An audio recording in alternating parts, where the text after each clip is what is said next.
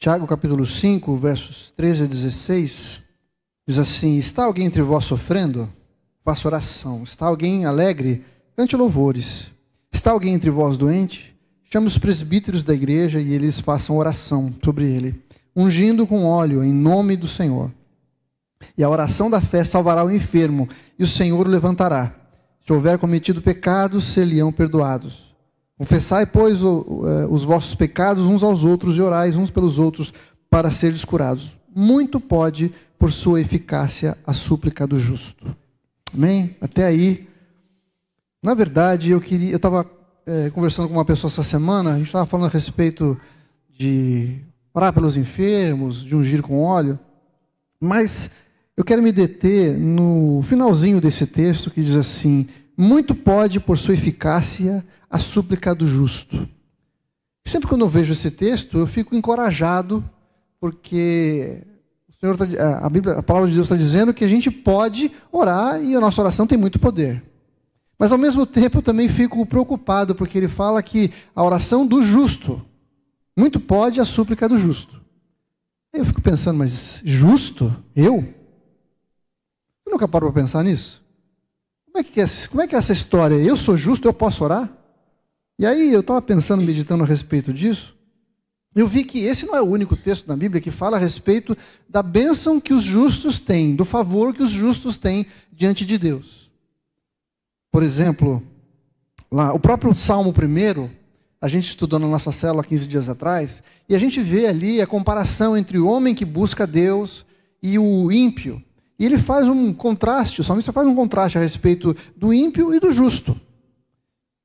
Ele diz que o justo prospera em todos os seus caminhos, tudo que ele faz prosperará. Mais uma vez, eu fico feliz por um lado, por causa da promessa da prosperidade que existe sobre a vida do justo. Mas ao mesmo tempo eu fico preocupado, porque eu fico pensando, mas eu, justo? Será que eu posso assumir para mim essa promessa? O Salmo 34:15 também diz assim: os olhos do Senhor repousam sobre os justos, e os seus ouvidos estão abertos ao seu clamor. Aleluia! Que bom saber que os olhos do Senhor repousam sobre os justos. Isso é uma grande bênção a gente pensar assim. Mas ao mesmo tempo eu fico pensando, mas eu posso me apropriar dessa promessa para mim? Eu sou justo? Eu posso receber do Senhor alguma coisa? Eu posso me colocar nessa condição? Por último, quero mostrar para você, lá em Provérbios, capítulo 4, verso 18, que diz assim: mas a vereda dos justos é como a luz da aurora, que vai brilhando mais e mais até ser dia perfeito. Aqui, o autor está dizendo o seguinte, que o justo, ele começa como a luz da aurora, que é bem tênue, é só uma luzinha, só um fiozinho de luz, que vai aumentando até ser dia perfeito, até ser meio-dia, onde não existe mais sombra nenhuma. Então é um processo que acontece na vida do justo. Mas, mais uma vez, eu fico me perguntando, será que eu posso me colocar nessa posição? Será que eu posso me apropriar dessas promessas? Será que eu posso viver à luz dessas promessas para a minha vida? Ou eu tenho que ficar me colocando como alguém que não é justo? Como é que a gente lida com esse paradoxo? Eu quero dizer para você que a própria palavra de Deus diz que não há um justo sequer. Aí eu fico mais preocupado ainda.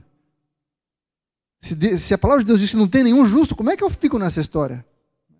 Mas se não existe justo nenhum, por que Deus estabelece essas promessas para essas pessoas que são justas? Vamos entender isso, e meu propósito hoje é fazer você entender isso e ficar fora desse muro, de ficar achando que você pode se apropriar dessas promessas, mas talvez não se achando digno de se considerar justo diante de Deus.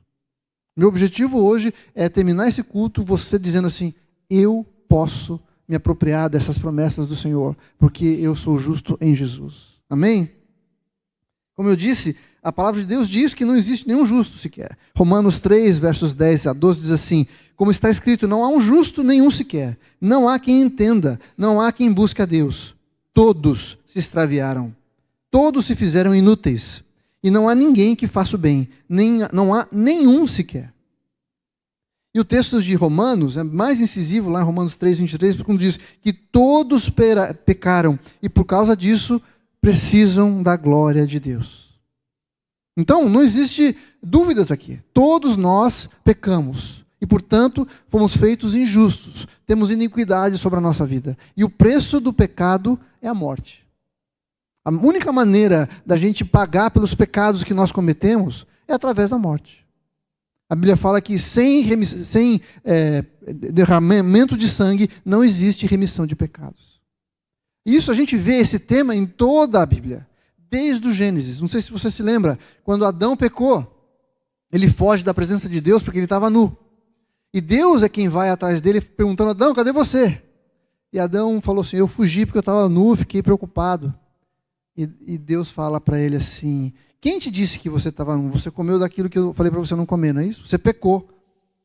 E Deus o que faz? Adão havia se coberto com folhas, mas Deus vai, mata um animal, derrama o sangue daquele animal, tira a pele do animal e cobre Adão e Eva com aquela pele de animais. Então, a primeira vez que houve um pecado, Deus vai e mata um animal no lugar do homem. Ele cobre a nudez do homem com um animal, com o derramamento de sangue. E a partir daí, Adão é trazido de volta para a presença do Senhor. Então, esse tema de que a morte de alguém é a única coisa que paga o preço do pecado, está desde o começo da palavra de Deus. Agora, qual é a esperança para nós se a única solução é a morte, o derramamento de sangue? Eu quero mostrar para você o que a Bíblia diz a esse respeito. Antes, eu quero te mostrar que as consequências do pecado e da injustiça são terríveis. Se a gente olhar lá em 1 Coríntios 6, versos 9 a 11, diz assim: ou não sabeis que os injustos não herdarão o reino de Deus? A primeira coisa é que os injustos não entrarão no reino de Deus. Não vos enganeis, nem os impuros, nem idólatras, nem adúlteros, nem efeminados, nem sodomitas, nem ladrões, nem avarentos, nem bêbados, nem maldizentes, nem roubadores herdarão o reino de Deus. E aí ele traz uma pequena esperança para nós, dizendo assim: tais fostes alguns de vós. Ou seja, cada um de nós aqui já se enquadrou em um desses pecados, já se enquadrou em uma dessas situações. Mas vós vos lavastes. Houve um processo de purificação. Mas fostes santificados, mas fostes justificados em nome do Senhor Jesus Cristo e no Espírito do nosso Deus. Embora houvéssemos pecado, embora houvéssemos sido separados do Senhor, houvéssemos sido impedidos de entrar no reino de Deus, o Senhor proveu algo que nos justificasse, nos purificasse e nos santificasse, de modo que nós pudéssemos ser trazidos de volta para a presença do Senhor. Isaías 59, versos 1 a 3, diz assim, a partir do verso 2 diz: mas as vossas iniquidades fazem separação entre vós e o vosso Deus. E os vossos pecados encobrem o seu rosto de vós, para que não vos ouça, porque as vossas mãos estão contaminadas de sangue e os vossos dedos de iniquidade. Os vossos lábios falam mentiras e a vossa língua profere maldade. Deus, por ser um Deus santo, não pode se relacionar com alguém pecador. Alguma coisa precisa ser feita para que nós pudéssemos, então, estar de novo na presença do Senhor. O Senhor é um Deus que ama, um Deus que traz de volta para si, mas o preço que foi pago para que isso acontecesse foi muito alto. E nós precisamos entender qual é o processo que Deus estabeleceu para que isso acontecesse. Eu falei agora há pouco o texto de João 3,16, que diz que Deus amou o mundo de tal maneira que deu o seu único Filho, para que todo aquele que nele crê não pereça, mas tenha vida eterna. O preço para que nós pudéssemos estar na presença do Senhor foi a morte do seu Filho, foi a morte de Jesus. E é isso que nos torna justos, é isso que nos traz de volta para Ele. Deus não quer que ninguém sofra, não quer que ninguém se perca, mas Ele não pode se relacionar com alguém que é impuro. Quando Isaías tem uma visão do trono de Deus, tem uma visão de Deus no seu trono, ele fica desesperado, porque ele entende o quão pecador ele é. Ele sabe que se ele tivesse, porque ele viu a glória do Senhor, ele teria que morrer. Ele diz assim: Senhor, ai de mim, porque sou pecador. Mas o que Deus faz é mandar que um anjo tirasse uma brasa do altar e tocasse os seus lábios, de modo que ele fosse purificado e assim pudesse fazer parte de novo da presença do Senhor. Cada um de nós aqui se separou do Senhor. Cada um de nós aqui pecou e por isso nos tornamos indignos da presença do Senhor. Mas o Senhor, no seu amor e na sua graça, previu uma maneira para que nós pudéssemos estar de novo na sua presença. Romanos 3, versos 24 a 26 diz assim: sendo justificados gratuitamente por sua graça, mediante a redenção que há em Cristo Jesus, a quem Deus propôs no seu sangue como propiciação mediante a fé, para manifestar a sua justiça por Deus na sua tolerância, deixando impunes os pecados anteriormente cometidos, tendo em vista a manifestação da sua justiça no tempo presente, para que ele mesmo ser justo e justificador daquele que tem fé em Jesus. Deus mandou seu Filho para que ele fosse a propiciação dos nossos pecados. Propiciação significa o pagamento e o aplacamento da ira de Deus contra nós. A maneira como Deus encontrou de se vingar do pecado, daquilo que nos afasta dele, foi colocando sobre Jesus a culpa dos nossos pecados. E isso muda toda a nossa história. É isso que nos transforma em pessoas que podem ser trazidas de volta para a presença do Senhor. Romanos capítulo 5, verso 1, diz assim: justificados, pois, mediante a fé, temos paz com Deus por meio de nosso Senhor Jesus Cristo. Nós fomos justificados, gente. Nós não somos justos pelas nossas próprias atitudes. Nós não somos justos pelo que nós fazemos. Nós somos justificados. Tem um texto que está lá em 2 Coríntios capítulo 5, verso 21, que diz assim: aquele que não conheceu o pecado, Deus o fez pecado por nós, para que nele fôssemos feitos justiça de Deus. Talvez esse texto seja o texto que mais fala a respeito do Evangelho de Jesus, do que Deus fez. Jesus, sendo absolutamente santo, puro, sem pecado, Deus o tratou como se ele fosse pecador, como se ele tivesse cometido os meus pecados. E colocou sobre ele o peso e a condenação dos meus pecados, mesmo ele sendo absolutamente inocente, para que a justiça de Deus fosse colocada sobre a minha vida. Eu não sou justo porque eu fiz, eu sou justo porque o Senhor me justificou. É como se eu tivesse sido pego num delito, levado a um tribunal, e ali houvesse sido condenado. E aí o próprio juiz tira a sua toga, desce do seu palanque e fala assim: eu vou pagar o preço da sua condenação. De modo que você se torne completamente livre e tenha a sua dívida completamente paga. E não só isso, não só Jesus levou sobre si a nossa culpa, como nós tomamos para nós a sua justiça. Não é que nós simplesmente deixamos de ser punidos pelo nosso pecado. Todas as condecorações que Jesus receberia por ter sido justo, hoje estão sobre nós. Consegue entender o que é isso? É como se Jesus tivesse recebido uma patente do exército. Ele entrasse num desfile e todo mundo presta continência para ele. Mas ele abre mão dessa patente e coloca em nós. E as pessoas olham para nós com essa patente. A patente de justos, de perfeitos. Muito embora não sejamos. Continuamos a pecar e continuamos buscando no Senhor a remissão dos nossos pecados. Mas Deus nos olha e nos trata com os méritos de Jesus. Deus não te olha como alguém mais ou menos. Alguém que está tentando ser melhor, está tentando cumprir todos os mandamentos. Não, Deus nos olha e nos premia, nos traz para a sua presença como alguém que cumpriu todos os mandamentos, porque nós recebemos as patentes de Jesus. Lá em 1 João, capítulo 1, verso 9, diz assim: se confessarmos os nossos pecados, Ele é fiel e justo para nos perdoar os pecados e nos purificar de toda a imundície, toda a injustiça. Veja que o texto não fala assim, se confessarmos os nossos pecados, Ele é fiel e misericordioso. O perdão dos nossos pecados não é pela misericórdia. O pagamento da nossa injustiça não é pela misericórdia de Deus. E deixa eu te explicar isso para você não ter dúvidas. O preço do nosso pecado já foi pago. E Deus seria injusto se Ele cobrasse de Jesus, que foi o que Ele fez, e cobrasse de nós também o preço do nosso pecado. O nosso pecado já foi pago por Jesus. Então, Jesus está intercedendo diante de Deus, não para que Deus fosse misericordioso, mas que ele fosse justo, para que ele não cobrasse de novo a dívida que havia sido paga por ele. Consegue entender o tamanho da bênção que nós temos no Senhor? E isso é a maneira como nós devemos nos relacionar com o Senhor. Então, quando Tiago fala que a oração do justo tem muita eficácia, muito poder, você pode sim orar, crendo no poder de Deus na sua vida, para operar curas e milagres em nome de Jesus.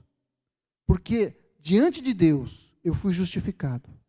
Diante de Deus eu tenho os méritos de Jesus. É como se eu tivesse vestido a roupa de Jesus, e Deus olha para mim e vê o próprio Jesus. Ele vê em mim as conquistas que Jesus conquistou na cruz para mim, no meu lugar. E é isso que me faz andar dessa maneira. Quando a palavra de Deus diz que a vereda do justo é como a luz da aurora, que vai brilhando mais e mais até ser dia perfeito, eu posso me apropriar dessa verdade. Talvez, para alguns de nós aqui, ainda seja 5 da manhã. Sabe, um pouquinho de luz só. A gente é justo, mas está só com aquele fiozinho de luz.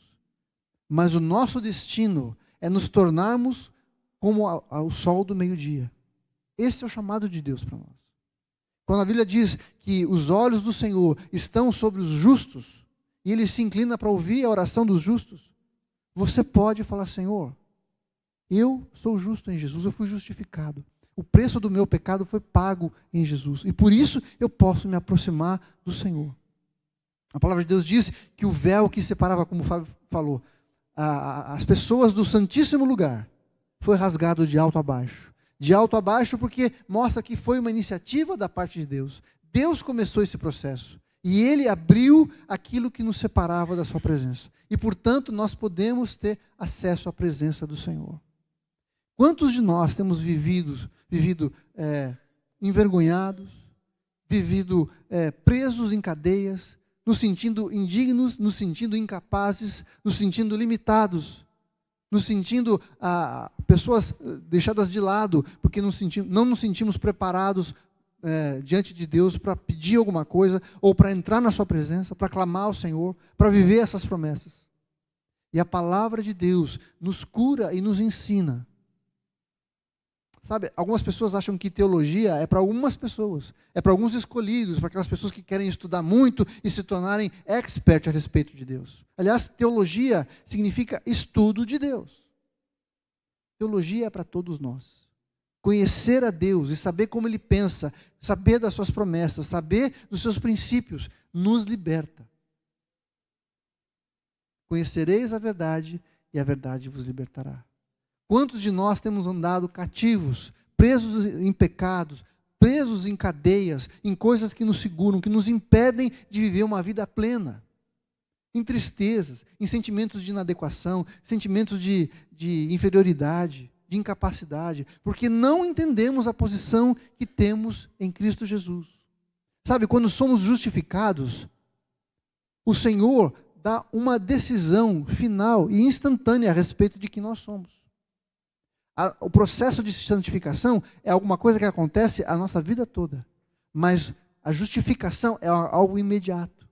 No momento em que nós cremos na obra de Jesus na cruz por nós, em nosso favor, nós somos imediatamente transformados em justos. Todo o escrito de dívida que havia contra nós, tudo aquilo que nos impedia, tudo aquilo que nos envergonhava, tudo aquilo que nos afastava da presença do Senhor, é rasgado. E a palavra de Deus diz que foi rasgado, Jesus rasgou e cravou na cruz, como um sinal: olha, a dívida dele está paga. Jesus pegou um carimbo celestial e bateu nesse escrito de dívida: está pago. E a tinta que ele usou foi o seu próprio sangue. Essa verdade, gente, tem que transformar a nossa vida. Essa verdade tem que nos levar ao nosso joelho, aos pés de Jesus, em adoração. Tem que nos levar a viver uma vida de santidade. Sabe, não é a santidade que nos dá a graça do Senhor, mas uma vida de santidade revela que nós estamos respondendo à graça recebida do Senhor. Eu não faço para receber, eu faço porque eu já recebi. Eu não sou santificado para receber alguma coisa da parte de Deus. Porque eu recebi a graça de Jesus salvadora, transformadora, é que a minha vida se transforma numa resposta ao seu amor e à sua bondade.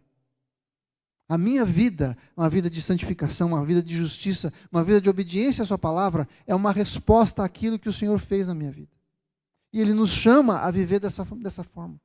E quando nós entendemos a posição que nós temos em Jesus, nós não vamos mais ficar debaixo das acusações do diabo, submissos às acusações e às mentiras que o diabo muitas vezes se levanta contra nós para falar.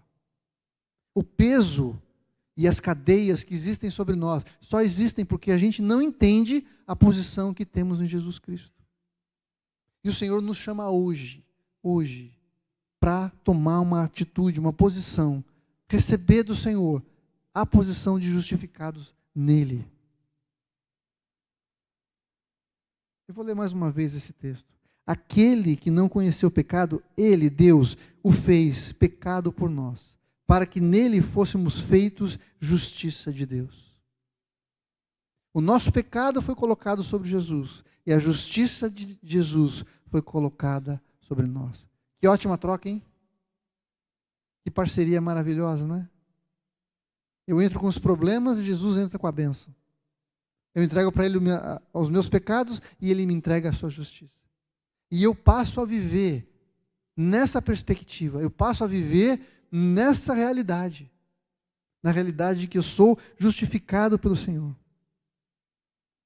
Na cruz, Jesus foi tratado como se fosse eu, para que eu fosse tratado como se fosse Ele. Essa é a verdade do Evangelho. Caminhar em justiça é uma resposta à graça recebida, e não uma condição para recebê-la. Muitos de nós temos nos esforçado para viver uma vida santa, para poder falar para Deus, Deus, eu consegui, olha aqui, agora eu mereço. Às vezes a gente não fala isso, mas a gente vive como se cresce nessas verdades. Quantos aqui já foram orar e se sentiram tão indignos de pedir alguma coisa porque tinham acabado de cometer um pecado? Só comigo acontece? Assim, não posso orar agora porque Deus não vai me ouvir, eu pequei, eu estou devendo, não é? Mas a gente não deve, não pode se relacionar com o nosso Deus dessa maneira. Deus não me abençoa porque eu sou bom, Deus me abençoa porque Ele é bom. Porque Ele criou todas as condições para que Ele pudesse me enxergar como justo. E é esse tipo de verdade que precisa estar no nosso coração todos os dias. A maneira como me relaciono com as pessoas, a maneira como eu me relaciono no meu trabalho, na faculdade, na minha casa, tem que refletir essa verdade que eu experimento na minha vida. Algumas coisas da palavra de Deus nós fazemos repetidamente. A ceia, por exemplo, é uma maneira da gente se lembrar do sacrifício de Jesus. É uma maneira da gente colocar os nossos olhos na eternidade. É uma maneira da gente colocar os nossos olhos na esperança da volta de Jesus. São disciplinas que nós adotamos para que nós não nos esqueçamos dos princípios da palavra de Deus. E nos lembrar que Ele foi feito pecado por nós, para que nós pudéssemos experimentar a justiça de Deus, é algo que eu preciso me lembrar todos os dias. Talvez a gente possa começar o nosso tempo de oração falando isso para o Senhor. Senhor, obrigado. Obrigado porque eu não sou justo, mas eu fui justificado pelo Senhor. Obrigado porque apesar dos meus pecados, o Senhor me olha como olha para Jesus. Porque a cada dia o Senhor me torna em alguém mais parecido com Jesus. Todas as coisas cooperam para o bem daqueles que amam a Deus. E o bem daqueles que amam a Deus não é dar tudo certo na sua vida. O propósito maior de Deus na minha e na sua vida é nos tornar mais parecidos com Jesus a cada dia.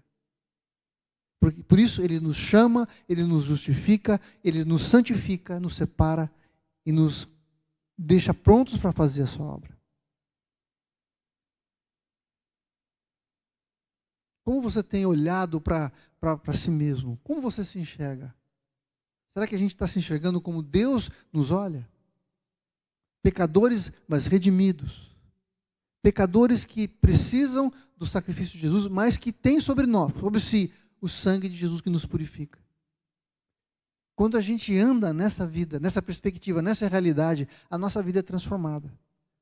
Não existe mais peso, não existe mais preocupação, não existe mais medo de sermos aceitos ou não. Porque a vida daquele que vive dependendo daquilo que faz é terrível.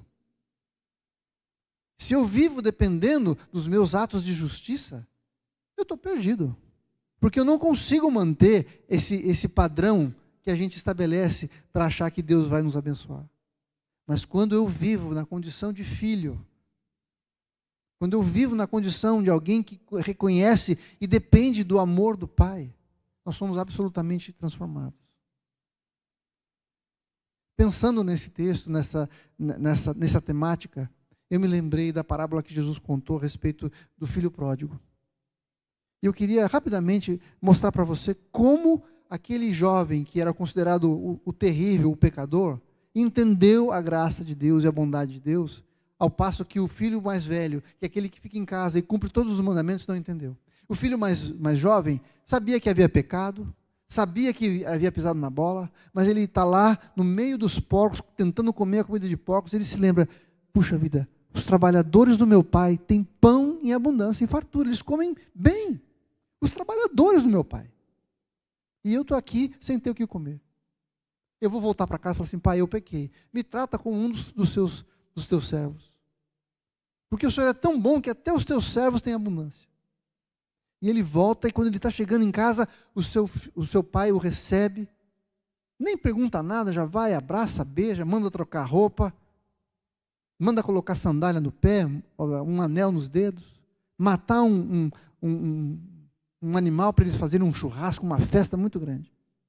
Esse jovem entendeu que ele não precisava fazer nada para conquistar o amor do seu pai. O pai o amava. A única coisa que ele fez foi reconhecer o seu pecado. Ao passo que o filho mais velho está lá no campo trabalhando, dando duro. E quando ele fica sabendo da festa, ele fica indignado. Ele fala, não vou nessa festa, não. Imagina, festa para o meu irmão que fez tudo de errado? Não, de jeito nenhum. E aí o pai vai e chama o filho para dentro.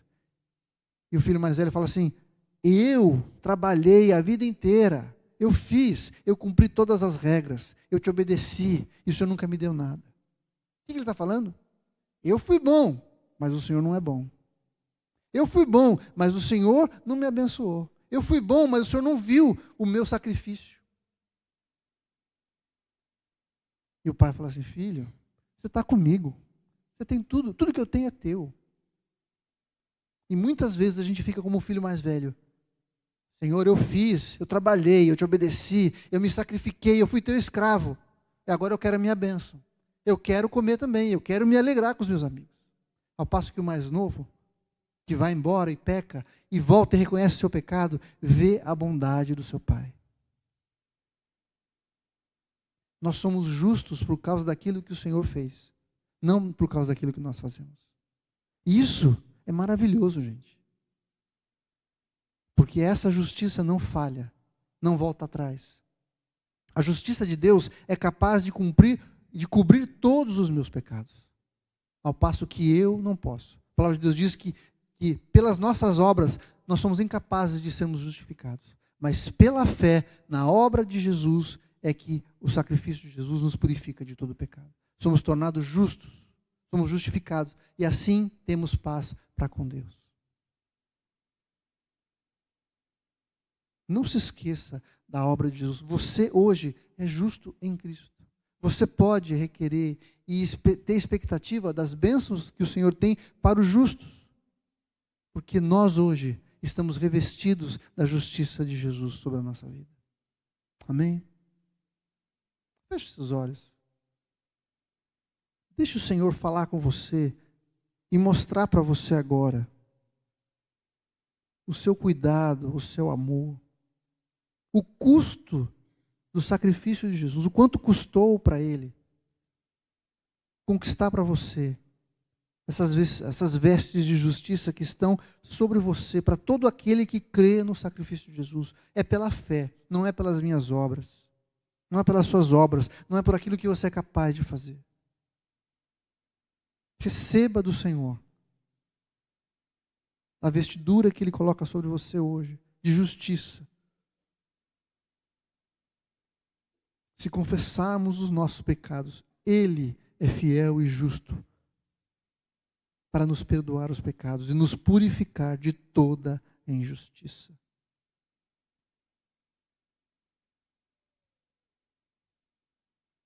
Pela fé nós somos justificados em Cristo Jesus.